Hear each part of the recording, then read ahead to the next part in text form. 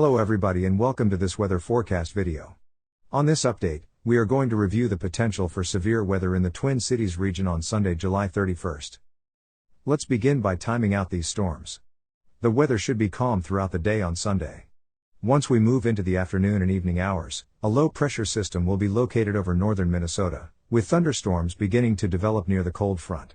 Somewhere between 5 and 7 p.m., a line of strong storms will be developing, and then impacting the Twin Cities by 6 to 8 p.m. These storms will then continue into areas of Wisconsin through the night. Here is the latest outlook from the Storm Prediction Center.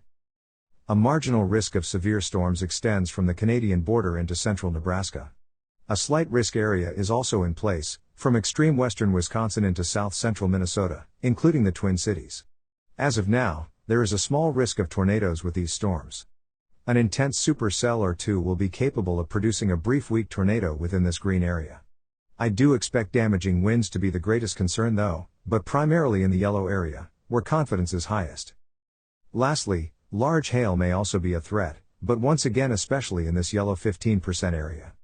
Any residents within these risk areas should prepare for some severe weather potential in the region on Sunday. And that concludes this forecast update.